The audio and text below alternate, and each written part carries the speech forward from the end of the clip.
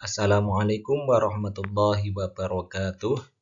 Bismillahirrahmanirrahim. Alhamdulillahirabbil alamin. Wa bihi nasta'inu ala umurid dunya waddin. Wassalatu wassalamu ala asyrafil anbiya'i wal mursalin. Sayyidina wa maulana Muhammad wa ala alihi wa ashabihi ajma'in. Amma ba'd. Puji syukur kehadirat Allah Subhanahu wa taala, yang mana pada kesempatan kali ini kita masih diberikan kekuatan, keimanan, kesehatan, sehingga kita mampu untuk melanjutkan materi pembelajaran kita. Sebelum kita lanjutkan, alangkah indahnya bagi yang belum subscribe, silahkan subscribe channel saya ini. Jangan lupa like, dan jika memang diperlukan silahkan share. Ya, ingat, subscribe tidaklah berbayar alias gratis. Pada pertemuan materi ini kita melanjutkan pada materi yang sebelumnya, yaitu masih tentang tokoh-tokoh pembaharu dalam Islam.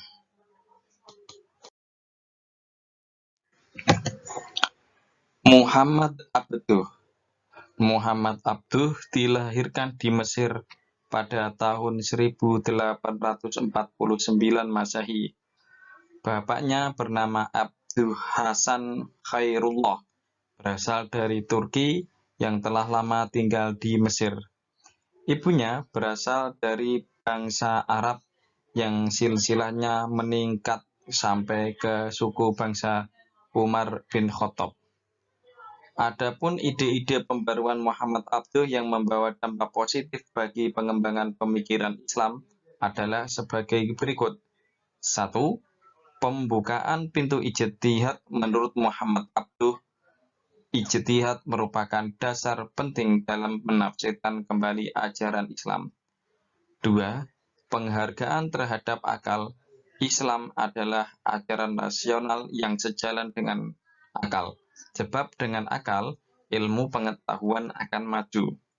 3. Kekuasaan negara harus dibatasi oleh konstitusi yang telah dibuat oleh negara yang bersangkutan. Selanjutnya adalah Rosyid Ridho.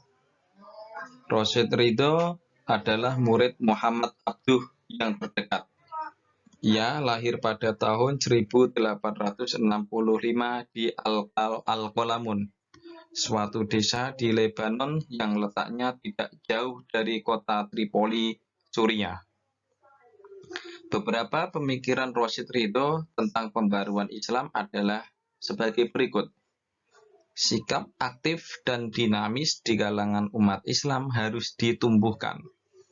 Kedua, umat Islam harus meninggalkan sikap dan pemikiran kaum Jabariyah. Kaum Jabariyah adalah mereka yang berpendapat bahwa segalanya ditentukan oleh Allah. Jadi manusia tidak memiliki kemampuan untuk berikhtiar dan menentukan pilihannya sendiri. Ketiga, akal dapat dipergunakan untuk menafsirkan ayat dan hadis tanpa meninggalkan prinsip umum. Keempat, umat Islam menguasai sains dan teknologi jika ingin maju. Kelima, kemunduran umat Islam disebabkan banyaknya unsur bid'ah dan khurafat yang masuk ke dalam ajaran Islam. Keenam, kebahagiaan dunia dan akhirat diperoleh melalui hukum yang diciptakan Allah Subhanahu wa taala. Ketujuh, perlu menghidupkan kembali sistem pemerintahan khalifah. Kedelapan, khalifah adalah penguasa di seluruh dunia Islam yang mengurusi bidang agama dan politik. Kesembilan, khalifah haruslah seorang mujtahid besar dengan bantuan para ulama. Selanjutnya adalah Syed Ahmad Khan. Syed Ahmad Khan lahir di Delhi pada tahun 1817 dan menurut keterangan berasal dari keturunan Husain, cucu Nabi Muhammad melalui Fatimah dan Ali. Neneknya Sayyid Hadi adalah pembesar istana di zaman Alamgir II. Pemikiran Sayyid Ahmad Khan tentang pembaruan Islam adalah sebagai berikut. 1. Kemunduran umat Islam disebabkan tidak mengikuti perkembangan zaman dengan cara menguasai sains dan teknologi. 2. Ia berpendirian bahwa manusia bebas berkehendak dan berbuat sesuai dengan sunnatullah yang tidak berubah. Gabungan kemampuan akal, kebebasan manusia berkehendak dan berbuat, serta hukum alam inilah yang menjadi sumber kemajuan ilmu pengetahuan dan teknologi modern. Ketiga, sumber ajaran Islam hanyalah Al-Quran dan hadis.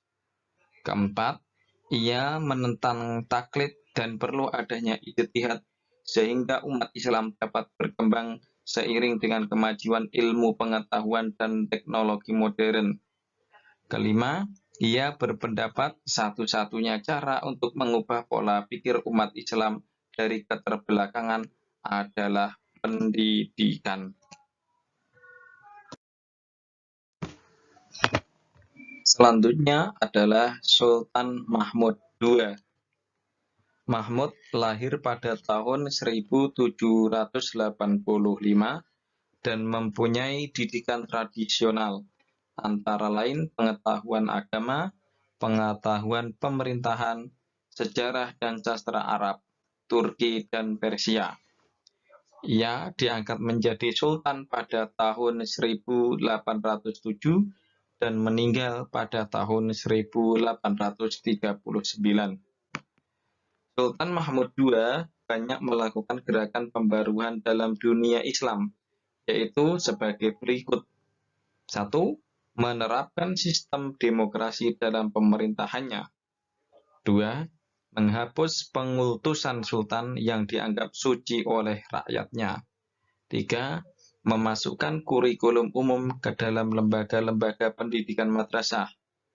4. Mendirikan sekolah maktabi ma'arif yang mempersiapkan tenaga-tenaga administrasi dan maktabi ulumi edebiyat yang mempersiapkan tenaga-tenaga ahli penerjemah.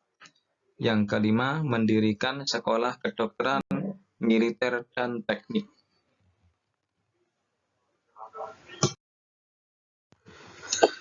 Yang terakhir adalah Muhammad Iqbal.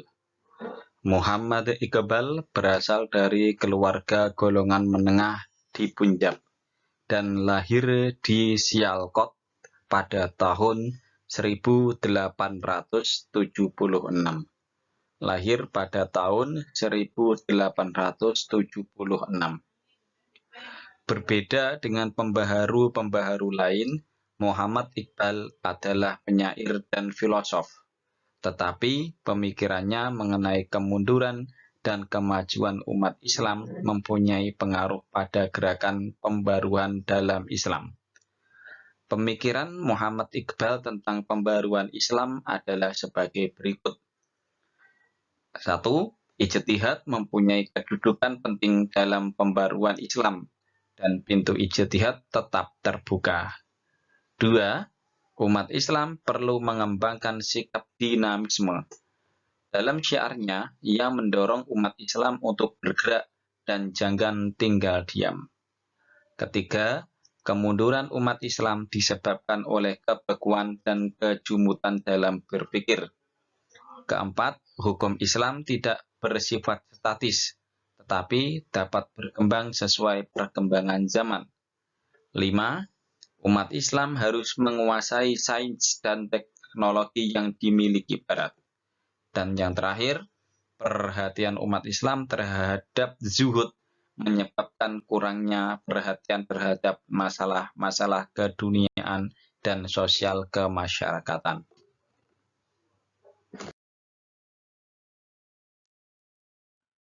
Demikian materi yang bisa kami sampaikan pada pertemuan kali ini. Kiranya masih banyak kekurangan, kami mohon maaf sebesar-besarnya. Wal afu minkum Wallahu a'lam bishawab. Mari kita tutup dengan bacaan hamdalah bersama-sama. Alhamdulillahirabbil alamin. Wassalamualaikum warahmatullahi wabarakatuh.